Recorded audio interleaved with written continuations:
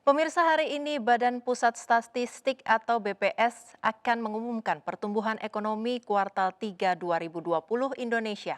Sejumlah pihak telah memperkirakan pertumbuhan ekonomi Indonesia akan kembali mencapai angka minus, seperti pada kuartal 2 yang minus sebanyak 5,32%.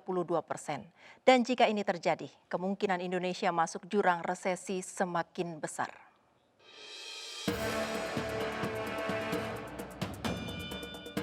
Ekonomi Indonesia pada kuartal ketiga tahun ini dipastikan akan memasuki fase resesi karena secara dua kuartal berturut-turut mencatat pertumbuhan negatif.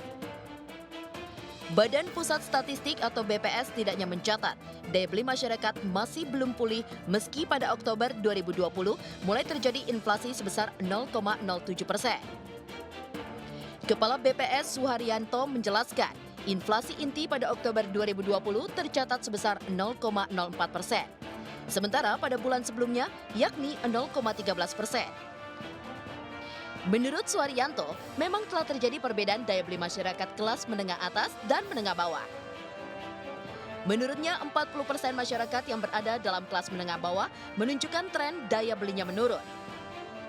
Hal itu diakibatkan oleh banyaknya pekerja yang dirumahkan serta terjadinya penurunan tingkat upah. Inilah yang membuat angka produk domestik bruto atau PDB di kuartal 3 masih terkontraksi cukup dalam kisaran 3% seperti yang disampaikan Presiden Joko Widodo beberapa hari lalu. Atas kondisi ini, Kepala BPS bahkan telah menyebut tanda-tanda resesi masih terlihat dalam angka inflasi inti yang masih rendah. Inflasi inti itu digunakan sebagai indikator daya beli dan di sana memang inflasi intinya menunjukkan kecenderungan. Tetapi behavior dari masyarakat agak berbeda. Yang di bawah, 40% ke bawah, itu memang karena dampak pandemi COVID, nanti akan kelihatan di rilis hari Kamis nanti bahwa banyak yang dirumahkan dan mengalami penurunan upah sehingga daya beli di lapisan bawah memang menunjukkan penurunan, tetapi menengah ke atas sebetulnya mereka lebih menahan. Pemerintah memang telah mengambil langkah-langkah cepat guna memperbaiki daya beli masyarakat yang rendah. Salah satunya dengan mempercepat bansos yang meliputi subsidi gaji, semi bansos program kartu prakerja, hingga bantuan kepada pelaku usaha.